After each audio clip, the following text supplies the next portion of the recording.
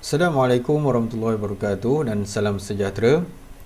Kita bersua sekali lagi bersama channel Cikgu Asnul. Kali ini kita akan mempelajari matematik tingkatan 4 KSSM bab 7 graf gerakan. Graf gerakan berada dalam bidang pembelajaran perkaitan dan algebra. Semasa tingkatan 1 kita telah mempelajari bab 10 perimeter dan luas.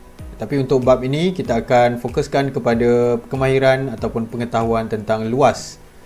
Kemudian semasa tingkatan 2 kita telah mempelajari bab 9 laju dan pecutan. Okey, yang ini kemahiran pengetahuan ini sangat penting untuk bab ini.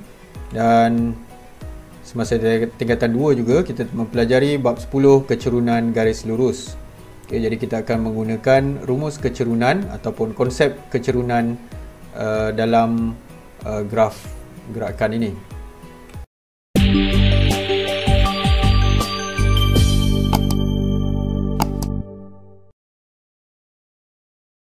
Untuk unit kandungan yang pertama iaitu 7.1 graf jarak masa. Kemahiran pertama yang kita akan pelajari ialah melukis graf jarak masa. Okey, katakan ada sebuah kereta bergerak dari titik A ke titik B, okey, dalam jarak 30 km. Dan masa yang diambil ialah 20 minit. Jadi kita boleh plotkan, kita boleh lukiskan graf jarak melawan masa bagi pergerakan tersebut dengan jarak kilometer sebagai paksi mencancang dan masa dalam minit untuk paksi mengufuk. Okey, masa yang diambil 20 minit dan jarak yang dilalui ialah 30 km. Jadi kereta tersebut bergerak dari titik A ke titik B bermula dari kosong hingga ke 30 km dan tempoh yang diambil ialah 20 minit. Ia menghasilkan satu garis lurus dengan kecerunan yang positif dan kecerunan tersebut mewakili laju. Jadi laju ialah kadar perubahan jarak terhadap masa. Jadi jarak yang dilalui bahagi dengan masa akan mewakili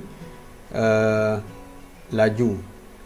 Okey, laju tersebut diperoleh daripada konsep kecerunan iaitu beza mencancang iaitu jarak bahagi dengan beza mengufuk iaitu masa.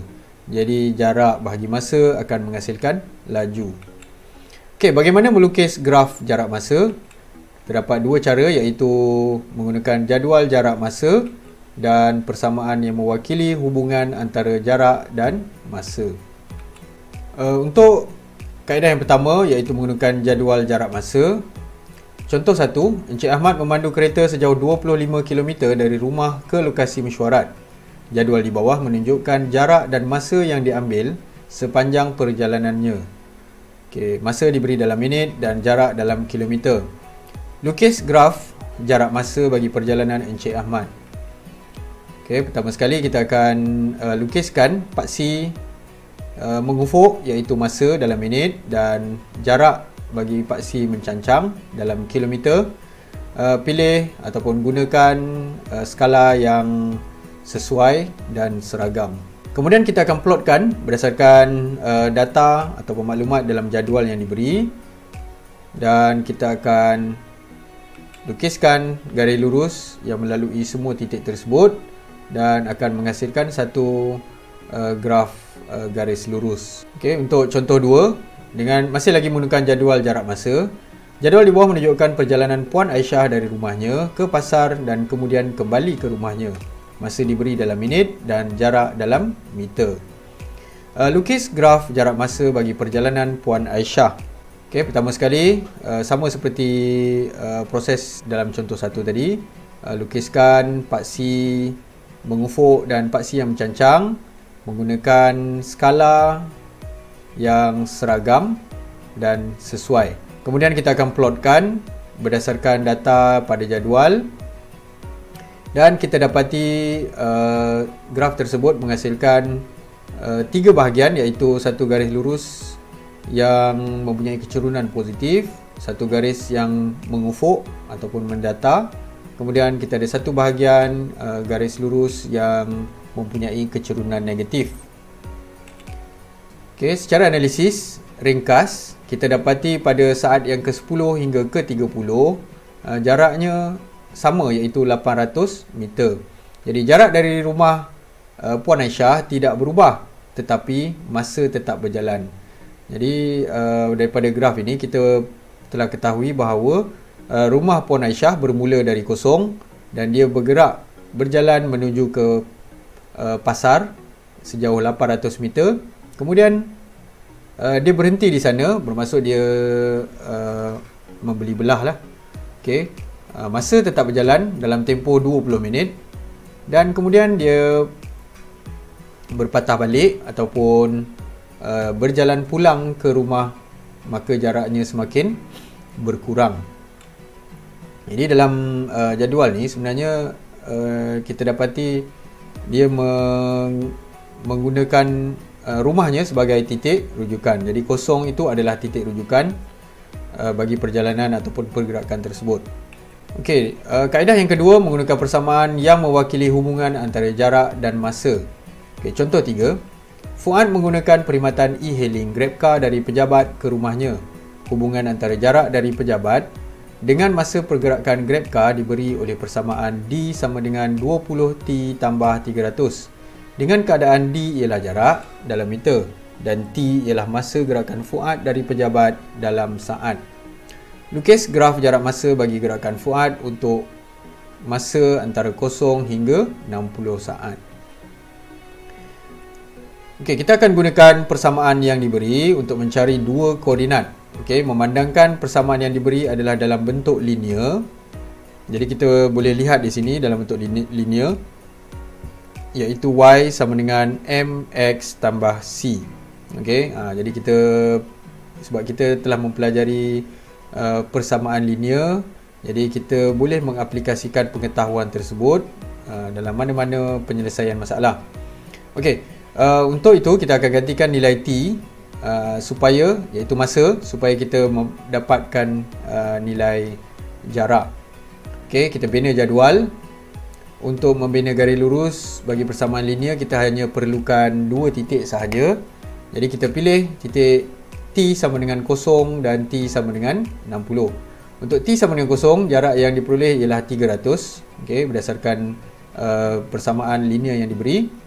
Dan apabila T sama dengan 60, jaraknya ialah 1500. Okey, kita akan plotkan pada graf dengan skala yang seragam. Okey. Jadi dua titik pada graf tersebut kita telah plotkan, iaitu 0,300 dan 60,1500. Kemudian kita akan lukis satu garis lurus yang menghubungkan kedua-dua titik tersebut. Okey, seterusnya kita akan mempelajari tentang mentafsir graf jarak masa. Okey, maksudnya kita akan membuat analisis pergerakan suatu zarah ataupun satu pergerakan secara keseluruhan, okey, bagi setiap bahagian. Jadi kita akan membuat analisis bagi setiap bahagian graf tersebut. Okey, O ataupun di sini kita jadikan dia sebagai titik asal, okey, bermula dari 0, dan S2 adalah jarak maksimum. Okey, jadi pergerakan tersebut akan bermula dari 0 dan akan sampai ke jarak maksimumnya S2. Okey, ini adalah kecerunan positif, iaitu pada bahagian OA dan bahagian BC. Okey, satu garis lurus yang menaik dari kiri ke kanan, dia menaik, maka kecerunannya positif. Untuk bahagian OA dan BC dengan kecerunan positif, gerakan menjauhi titik asal dengan laju seragam. Okey, jadi maksudnya kecerunan ini akan mewakili laju yang seragam. OA ialah gerakan sejauh S1 meter dalam tempoh T1 saat. Maksudnya dari O sehingga ke A, dia akan melalui jarak S1 meter. Okey, dalam tempoh T1 saat. Jadi apa saja nilai T di sini? Okey, ini adalah tempoh yang dilalui oleh pergerakan tersebut. Okey, BC ialah gerakan sejauh S2 tolak S1. Okey, pada bahagian BC pula, jarak yang dilalui ialah, kita perlu dapatkan beza antara S2 tolak S Jadi itu adalah jarak yang dilalui dalam tempoh T3 tolak T2. Jadi T3 tolak T2, jadi BC di sini kita akan lihat T3 tolak T2. Kita akan dapatkan tempohnya. Okey, pada bahagian AB iaitu kecerunan sifar, satu garis lurus yang mendatar ataupun mengufuk, kecerunannya adalah sifar. Tiada pergerakan ataupun zarah pegun, tetapi masa tetap berjalan. Dalam keadaan ini, jarak tidak berubah, masih tetap dicatatkan, tetapi masa tetap berjalan. Okey, itu maksudnya masa yang sedang berjalan tetapi tiada pergerakan. Jadi jaraknya masih lagi sama, dirujuk dari kosong. Tempoh masa yang diambil ialah T2 tolak T1. Jadi T2 tolak T1 ini adalah masa yang diambil untuk zarah tersebut berhenti ataupun pegun. Untuk bahagian CD iaitu kecerunan negatif, okey, kalau kita lihat dari kiri ke kanan dia menurun. Okey, kecerunan negatif. Jadi pada bahagian CD gerakkan kembali ke titik asal, okey, ataupun permulaan. Maksudnya dari C ke D ni sebenarnya zarah tersebut berpatah balik dan kembali ke titik asalnya. Okey, atau arahnya bertentangan. Jadi bila dia kembali ke titik asal ataupun permulaan, maka arahnya telah berlawanan ataupun bertentangan dengan laju seragam. Jadi maksudnya kalau kita lihat satu garis lurus sahaja pada satu bahagian, maksudnya ia adalah laju seragam.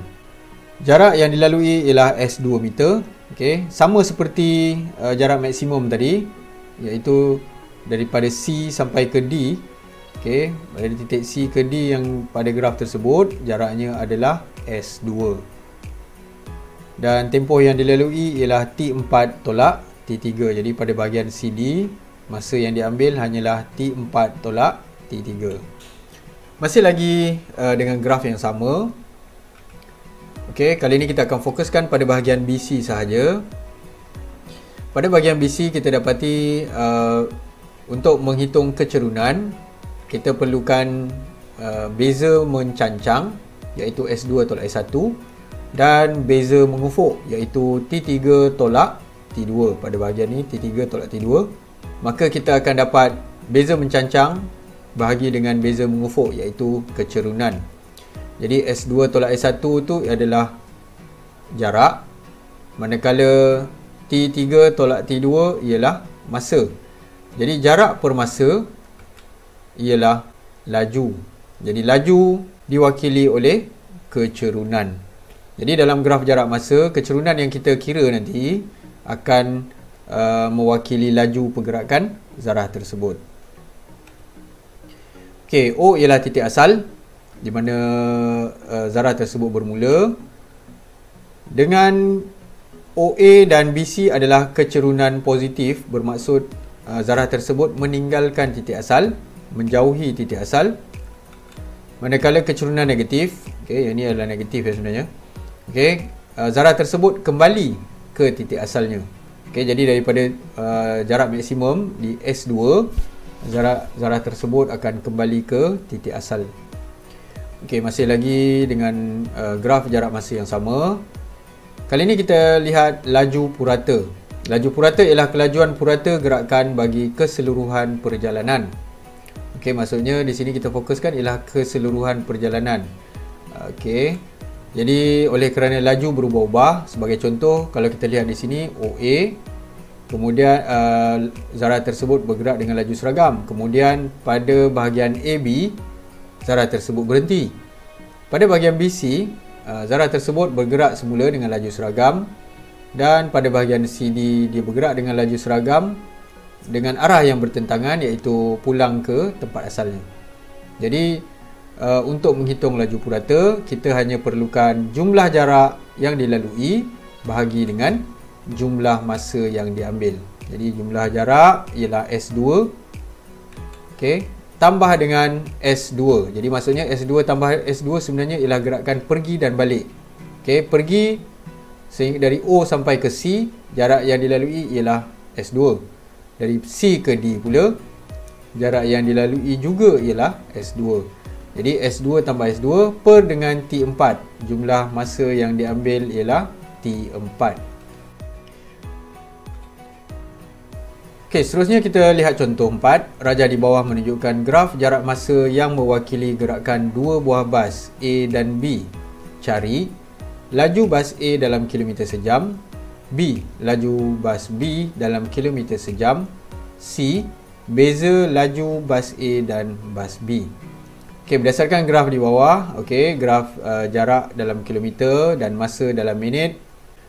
Garisan hijau, garis lurus hijau mewakili bas A dan garis lurus berwarna ungu mewakili bas B. Kita lihat di sini bas A bermula dari titik kosong ataupun kita panggil dia sebagai titik rujukan. Manakala bas B bermula dari jarak 20 km dari titik rujukan. Okey. Jadi bas A dan bas B bermula dari tempat yang berbeza. Okey, apabila masa dikira, okey, masa dimulakan, kedua-dua bas tersebut bergerak. Secara analisis ringkas, kita dapati bas A bergerak sejauh 20 km dalam tempoh 40 minit. Manakala bas B pula dari jarak 20 km ni dari titik asal ataupun titik rujukan, bas B tersebut bergerak sehinggalah ke jarak 5 km dari titik kosong, okey, titik asal. Maka pergerakannya di sini secara congak saja kita boleh kira jarak yang dilalui ialah 15 km dalam tempoh 50 minit. Baiklah, kita lihat dulu laju bagi bas A. Jarak yang dilalui ialah 30 km dan masa yang diambil ialah 40 minit. Maka 40 minit kita perlu tukar dahulu dalam unit jam kerana soalan yang diberi perlukan dalam kilometer sejam, maka kita perlu tukarkan minit kepada jam. Jadi 40 minit bahagi dengan 60 sama dengan 2/3 jam. Maka laju bas A ialah 20 bahagi 2/3 jam. Kita dapat 30 km sejam. Untuk laju bas B pula, jarak yang dilalui ialah 20 tolak 5, iaitu 20 tolak dengan 5. Ini adalah jumlah jarak yang dilalui, iaitu 15 km. Masa yang diambil ialah 50 minit. Tukarkan kepada jam, iaitu 50 bahagi 6, iaitu 5/6 jam. Maka laju bas B ialah 15 bahagi 5/6. Maka kita dapat lajunya ialah 18 km sejam. Untuk soalan C, beza laju bas A dan bas B. Jadi kita hanya tolakkan sahaja 30 tolak 18 iaitu 12 km sejam. Untuk contoh 5, sekumpulan pengawas sekolah telah menjalankan program kembara di sekitar Bukit Melawati. Mereka bertolak dari sekolah dan keseluruhan perjalanan mereka ditunjukkan dalam graf jarak masa di bawah. Okey, graf tersebut menunjukkan jarak dalam kilometer dan masa dalam jam. Okey, secara keseluruhan jarak yang dilalui ialah 12 km dan 12 km untuk sehala. Okey, kumpulan pelajar pengawas sekolah tersebut pergi dan nampaknya dia kembali ke tempat asal dia sampai ke titik D. Okey, kemudian masa yang diambil untuk keseluruhan program tersebut ialah 8 jam. Okey. Berdasarkan graf jarak masa di sebelah, A, tentukan jumlah masa dan jumlah jarak yang dilalui dalam program itu. Soalan B, hitung laju purata dalam kilometer sejam keseluruhan perjalanan itu. C, huraikan gerakan bagi seluruh perjalanan kumpulan pengawas sekolah itu. Okey, jadi soalan yang pertama kita akan tentukan dahulu jumlah masa dan jumlah jarak. Okey, jumlah masa yang diambil ialah 8 jam dan jumlah jarak yang dilalui ialah 12 tambah 12. Seperti yang saya telah nyatakan dalam analisis awal tadi, kumpulan tersebut bergerak pergi sejauh 12 km, kemudian dia berpatah balik ke titik asal sejauh 12 km lagi. Maka jumlah jaraknya ialah 24 km. Laju purata ialah jumlah jarak per jumlah masa, iaitu 24 bahagi 8. iaitu 3 km sejam. Untuk soalan C, berdasarkan graf jarak masa di atas, kita nak huraikan gerakan bagi seluruh perjalanan kumpulan pengawas sekolah itu. Jadi apabila kita nak huraikan, kita perlu pergi ke setiap bahagian graf tersebut. Okey, untuk bahagian kita bahagikan kepada 3, iaitu bahagian, kemudian kecerunan graf dan huraian tentang gerakan tersebut.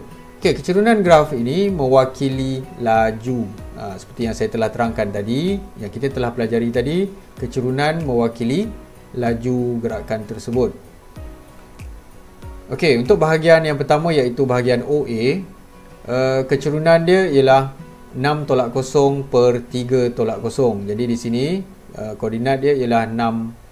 Jadi koordinat dia ialah 36.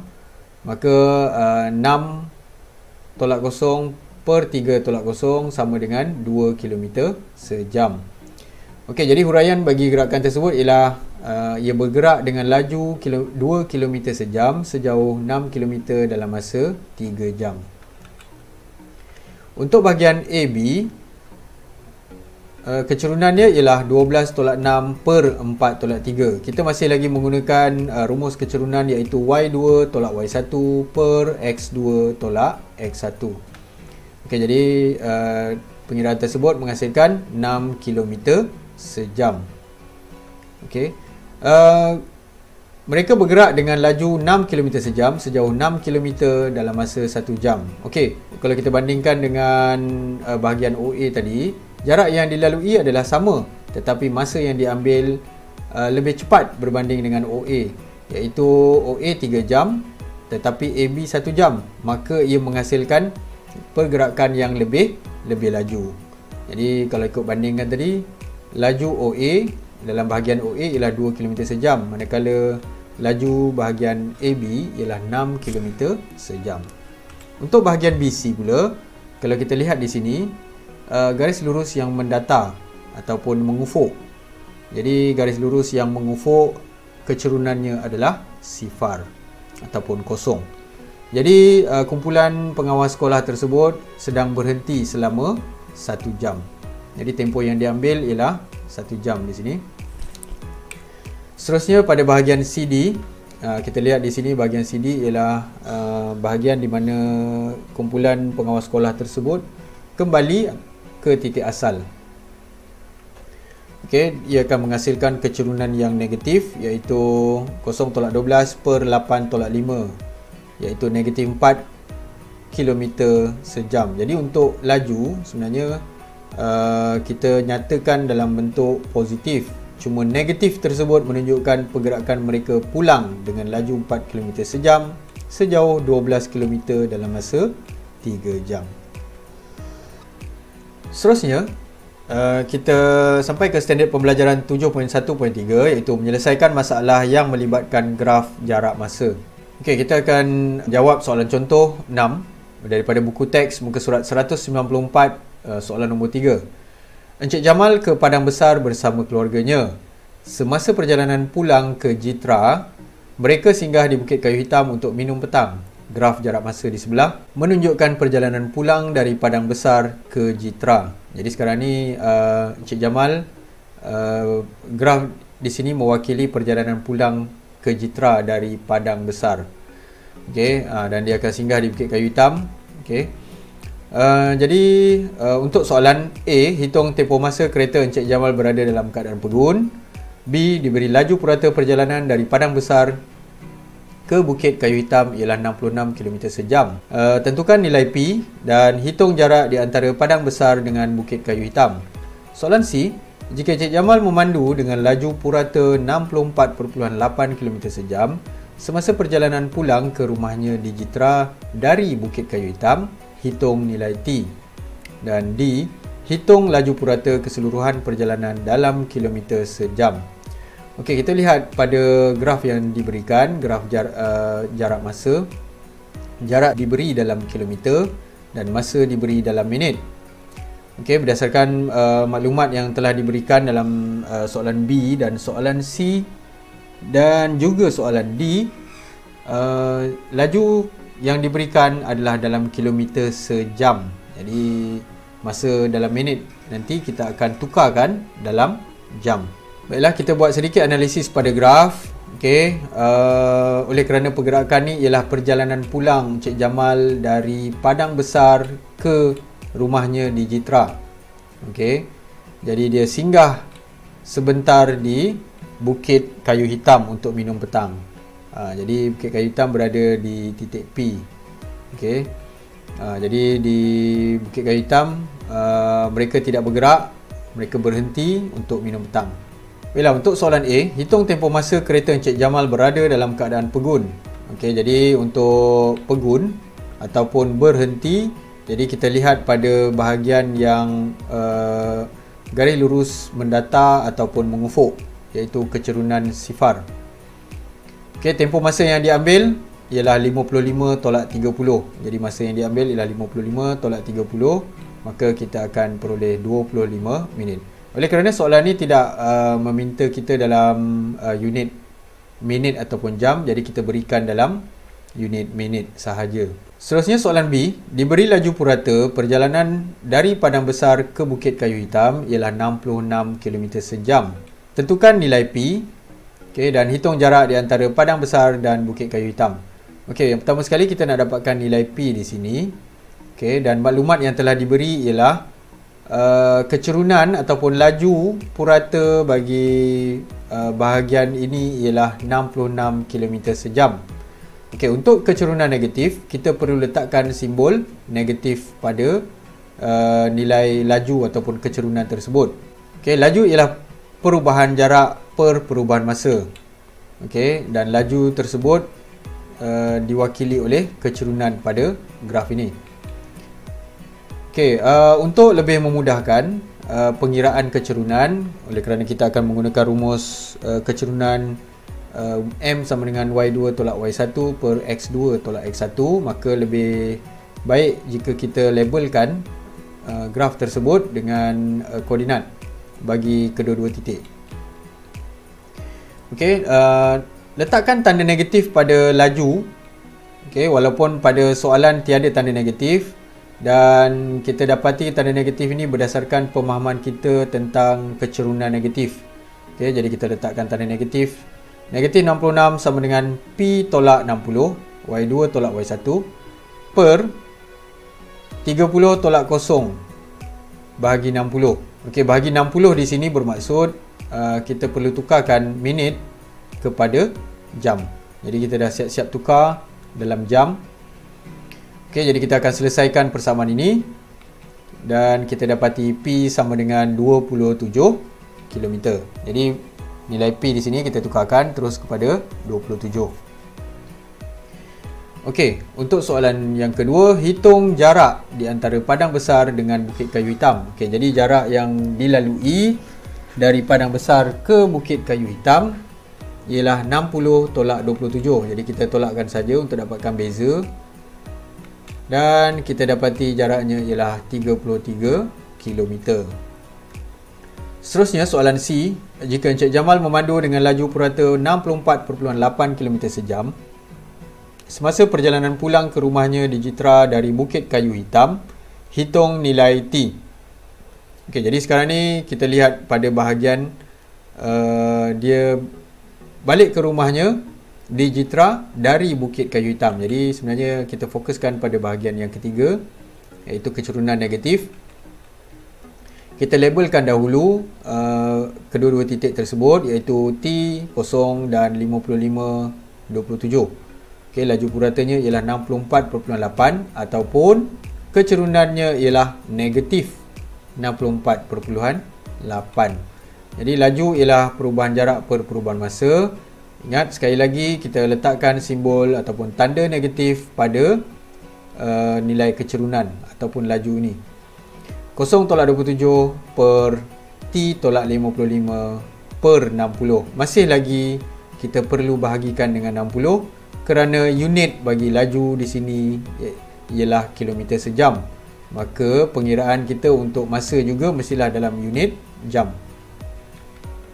Jadi kita akan selesaikan persamaan ini dan kita akan peroleh T sama dengan 80 minit. Jadi nilai T di sini ialah 80. Jadi keseluruhan perjalanan yang diambil untuk Encik Jamal pulang dari Padang Besar ke rumahnya di Jitra ialah 80 minit. Okey, seterusnya soalan D, hitung laju purata keseluruhan perjalanan dalam kilometer sejam. Okey, jadi untuk purata laju, okey, laju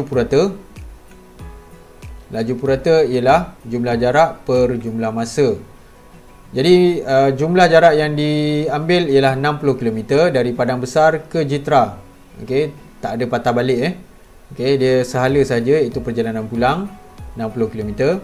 Bahagi dengan masa yang diambil ialah 80 minit. Jadi kita tukar kepada unit jam, bahagikan dengan 60, maka kita akan dapat 45 km sejam. Jadi berdasarkan soalan contoh 6 ini, dia merangkumi semua kemahiran tentang mentafsir graf jarak masa yang melibatkan purata laju, juga melibatkan kecerunan graf dan melibatkan penukaran unit masa daripada minit kepada jam. Jadi kita perlu lebih berhati-hati dengan unit masa yang diberikan dalam soalan dan juga yang diberikan dalam maklumat pada graf. Jadi untuk itu kita akan sambung lagi untuk bahagian yang kedua nanti, iaitu graf laju masa dalam bahagian yang kedua. Sehingga berjumpa lagi. Assalamualaikum warahmatullahi wabarakatuh.